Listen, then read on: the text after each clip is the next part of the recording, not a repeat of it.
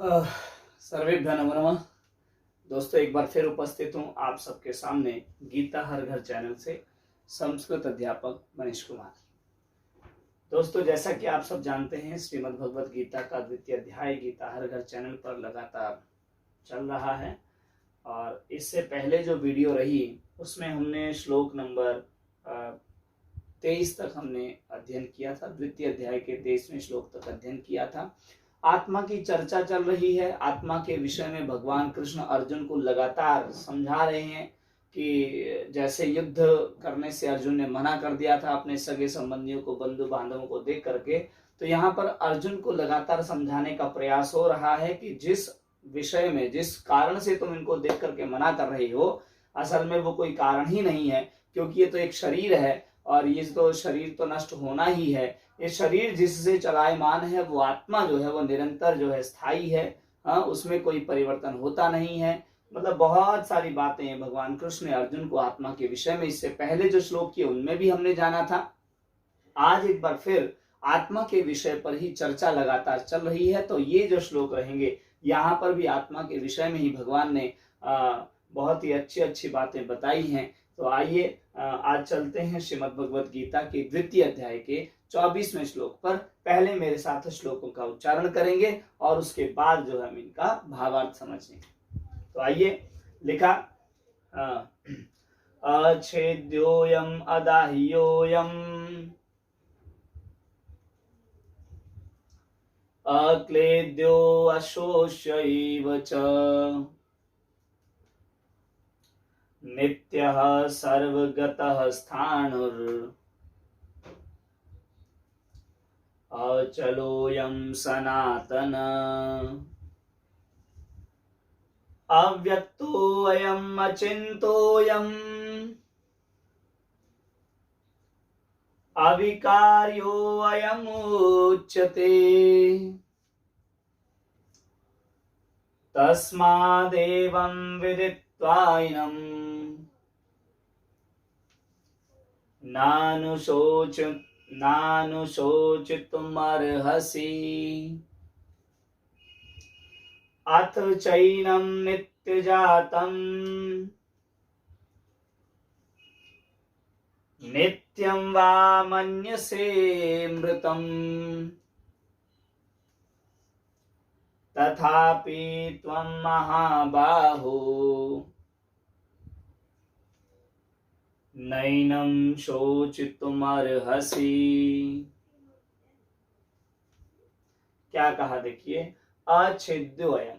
भगवान कृष्ण अर्जुन को कहते हैं कि हे अर्जुन, ये जो आत्मा है, यह जो आत्मा है, अयम मतलब यह, अछेद्य मतलब न छेदने योग्य है, अर्थात इसे छेदा नहीं जा सकता, इसमें छेद नहीं, इसे छिन्न भिन्न नहीं किया जा सकता, इसे तोड़ा नहीं जा सकता भाई। अदाह्योयम, अदाह्य मतलब ये न जलाने योग्य है, अर्थात इसे जलाया भी नहीं जा सकता है। अक्लेद्यो, क्लेद्य होता है घुलनशील, अर्थात यह जो आत्मा है यह अघुलनशील है, इसका विलय भी किसी में नहीं हो सकता, ये किसी में घोली भी नहीं जा सकती है। अशोष्य एव च, और इसे सुखाया भी नहीं जा सकता है।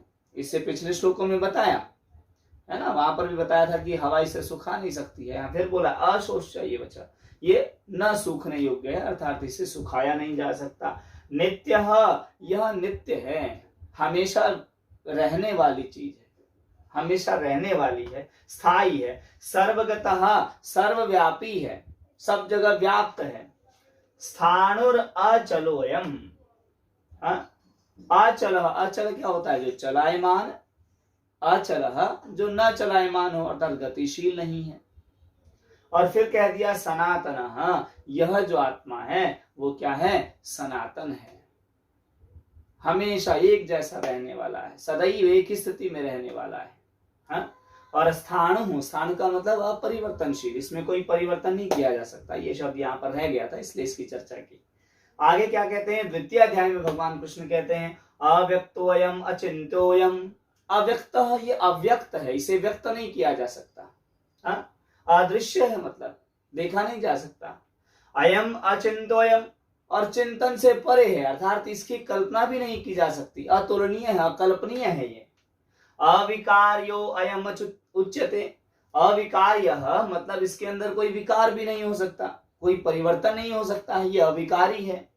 हाँ, अयम उच्यते, अयम मतलब यह, उच्यते मतलब कहा जाता है, इसके विषय में ऐसा कहा जाता है, अर्थात ये ऐसा कहलाता है। फिर कहा तस्मात् इसलिए, तस्माद एवं इसलिए ही विदित्वा, विदित्वा मतलब जान करके, एनम इसको, हाँ विदित्वा प्लस एनम से बना है विदित्वैनम, तो विदित्वा जान करके, एनम इसको, न अनुशोचितुम अर्हसि, न मतलब नहीं, अनुशोचितुम शोक करने के योग्य, अर्हसि मतलब योग्य हो, अर्थात ये सोच करके, अर्थात इतनी सारी बातें आत्मा के विषय में भगवान ने बता दी, तो कहते हैं इतनी सारी बातों को जरा सोचो, इन सब बातों का चिंतन करके, इन सब बातों पर गौर करके देखो, तो भाई हम ये जो तुम बिना मतलब का तुम शोक कर रहे हो, कि मेरे बंधु बांधव हैं ये मर जाएंगे, मैं किसके बिना, इनके बिना कैसे रहूंगा संसार में, तो कहता है कि इन सब बातों को देखकर जरा सोचो कि क्या ये शोक करने के योग्य हैं, क्या इनके साथ युद्ध करने में कोई बुराई है? आगे क्या कहा, अथ चैनम नित्य जातम नित्यम वा मन्यसे मृतम, अथ च और, एनम मतलब इसको, नित्य जातम, नित्य मतलब हमें स्थायी, जो शाश्वत है, नित्य है, जातम मतलब जन्मा हुआ, और नित्यम मृतम या मरा हुआ मानते हो। भाई अगर तुम इस आत्मा को जन्मा हुआ मानते हो या मरा हुआ मानते हो, भगवान ने तो कह दिया कि ये अजन्मा है, इसका ना जन्म होता है ना मृत्यु होती है, समझ रहे हो।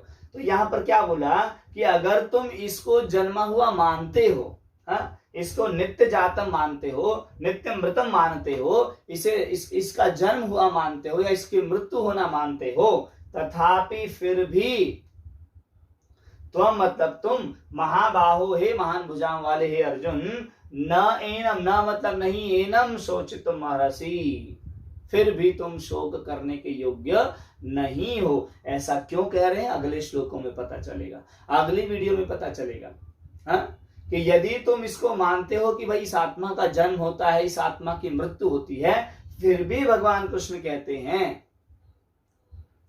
फिर भी तुम शोक करने के योग्य नहीं हो, अर्थात फिर भी तुम्हें शोक नहीं करना चाहिए। क्यों नहीं करना चाहिए वो अगली वीडियो में आपको लोगों को पता चलेगा, अगली वीडियो में बताएंगे भाई। यहां तो ऊपर कह दिया सब कुछ, है ना, कि ये सारी बातें आत्मा के विषय में बता दी, लेकिन भाई फिर भी तुम मानते हो कि मेरे मारने से इनकी आत्मा मर जाएगी, या मेरे मारने से मैं बाण चलाऊंगा तो ये मारे जाएंगे, इनकी अंदर की आत्मा मुझे मतलब कोसेगी, इनकी आत्मा मुझे, मैं पाप का भागी बन जाऊंगा। हाँ, लेकिन फिर भी कह रहे हैं कि तुम अगर ऐसा मानते हो तो भाई फिर भी शोक करने के योग्य नहीं हो, अर्थात तुम्हें शोक नहीं करना चाहिए। क्यों नहीं करना चाहिए, अगली वीडियो जरूर देखना मित्रों। आज की वीडियो में बस इतना ही, अगली वीडियो में फिर मुलाकात होगी, अगले संडे फिर मिलेंगे, तब तक के लिए नमो नमः, नमस्कार।